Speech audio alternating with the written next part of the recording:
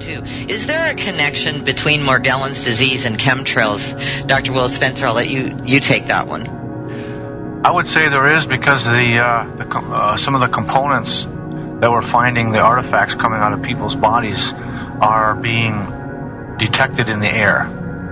So, at pretty high altitudes actually, and so that would lead me to believe there is a connection, as well as not only the components, the fibers and the metals that are coming out of people's bodies are in people's bodies, but also these exotic or new lab-created microorganisms, genetically altered ones, are showing up in people's bodies as well as in the atmosphere. So, it would only lead me to believe that there is a direct connection. Right. For example, last week I had so really pain. I have pain in my head every day, like headache, but this day was a different kind of headache, and I felt like I was throwing up, but I didn't. But that kind of feeling. And then there was a lot of plane who I could see that in the Swedish chemtrails website, that they said, today they're spraying a lot. So I really believe it, and well, now I thinking after. There are chemtrails everywhere all the time. Correct, and they could have other chemicals in it. But one key that what I'm calling the smart dust, where smart dust is a very, very small particle at nanosize that has a specific function. This looks like, if you look at certain times of the day and you see dust, but it's not dust, it's like an iridescent glitter. Very specifically different than regular household dust. Yeah. And this would be in areas where... We have seen that. Doctor, I got one of those 10 million watt spotlights. You go out at night and point it up to the sky, and you can't believe what's floating in the air. I mean, it's really disgusting. Right, and if you're seeing this iridescence, which looks like just like glitter, that is engineered dust or smart dust type material versus regular household dust, or that does not reflect back. So here comes the conspiracy theory. If Morgellons is related to chemtrails and it's coming out of the spray from airplanes, is there some grand plan to get this stuff into human beings? Well, I don't know if it was a plan or anything, but I will say that all of us have been exposed, all animals, all life forms on this planet. It's just a matter of what our genetic makeup is, what we have been chemically poisoned with as an industry, meaning working in industry versus living in certain polluted areas, that is allowing this to manifest more rapidly in individuals than ourselves. Because when everything happens to me, then there was so much dust in my home, and I didn't understand. I think, it's my boys who from the socks or something, because the dust come all the time, and I was afraid of this dust in the air, and I think, of course, there is something mixed with everything, with food, with chemtrails.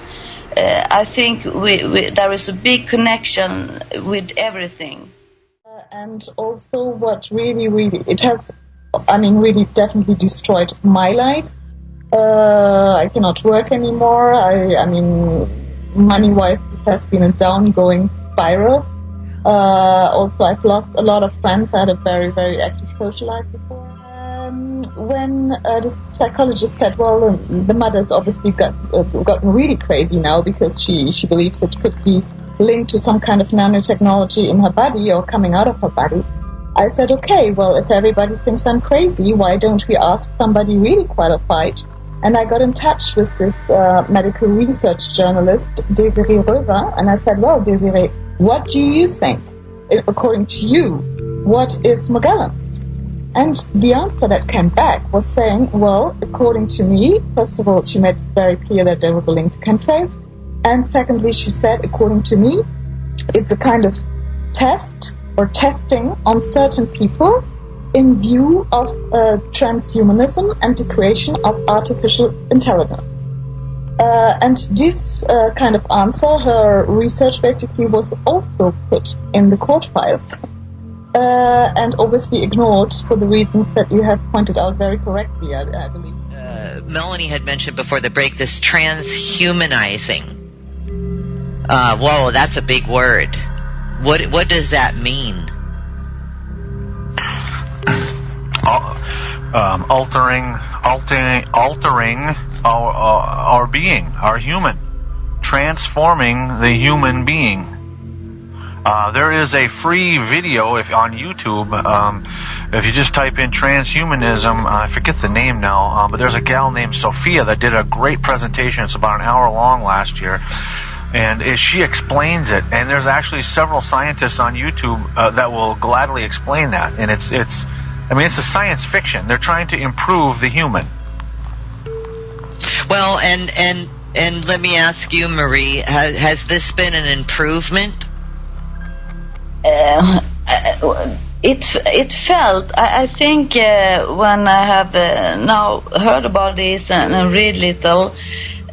Because in the beginning I always said to everybody when I try to explain how I feel, it feels like I am a snake who will change the skin. I feel I have the second skin over me. It's not me. It's like I have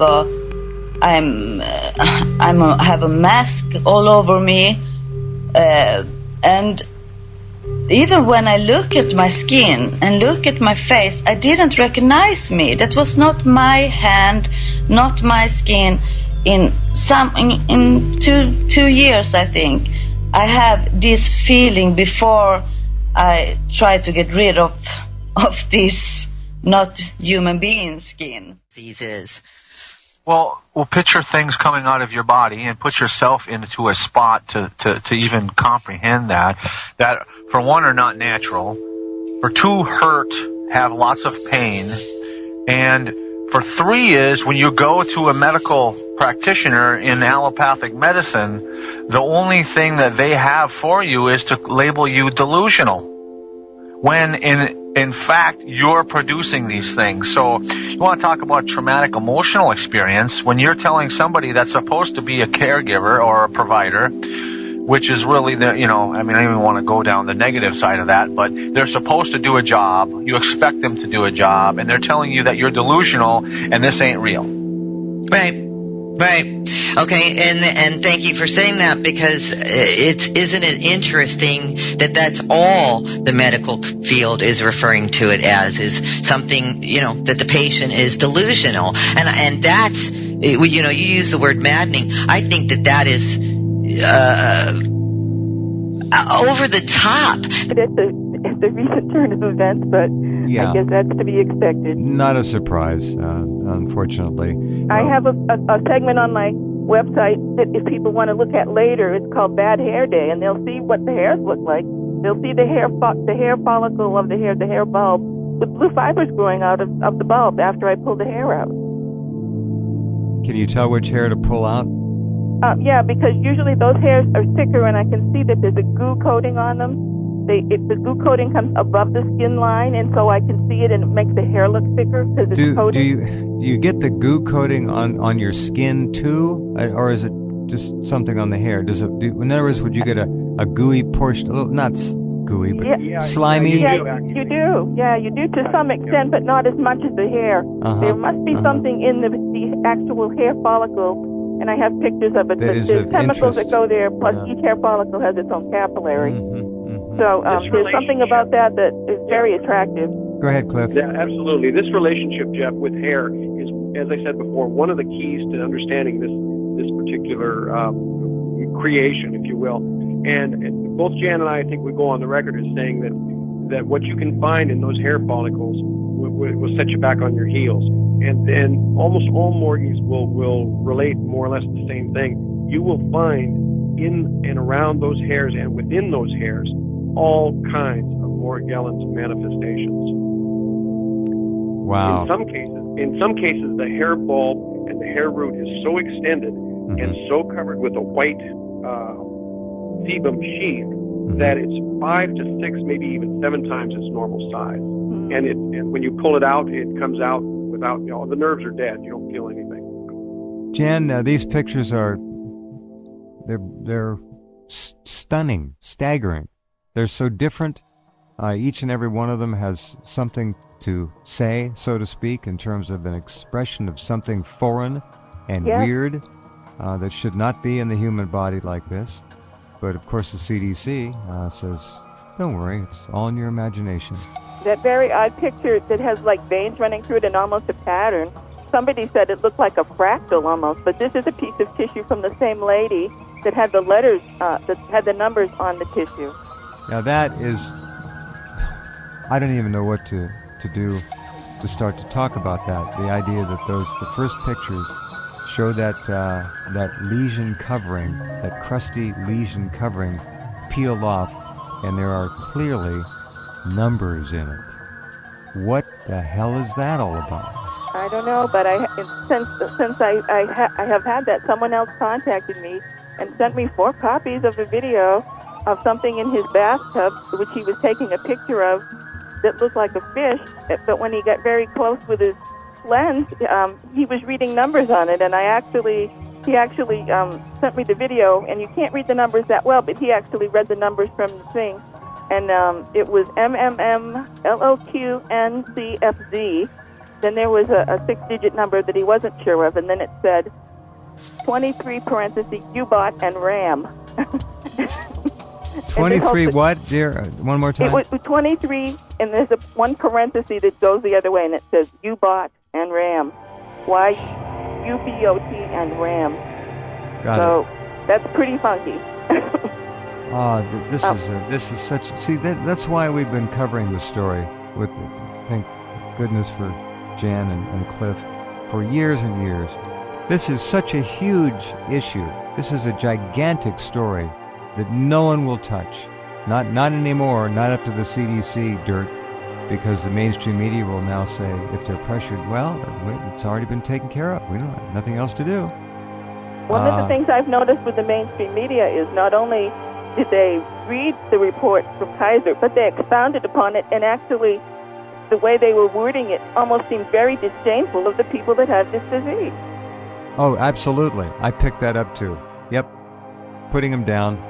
Well, I mean, they went out of their way to make it even more so. I mean, we know whose payroll those people are on, and they all belong to the Committee on Foreign Relations, so, Damn right. Yep, absolutely. By the way, I invite all of you to please go to morgellonsexposed.com. This is Jan Smith's site. Just scroll down the page. Look at the pictures. These are real. This is nothing that has been faked in any way, shape, or form for you newcomers. These are actual items that Jan has pulled out of her body and that I others have them have on sent her. slides. If anybody wanted to ever take them to a real lab and test them, they could DNA them or do whatever they want. I have nothing to hide. We know that no lab is going to want to touch these. Basically, they'll lose their grant, they'll be kicked out, they'll be shut down. Who knows what will happen to them? True. Going down, there's a...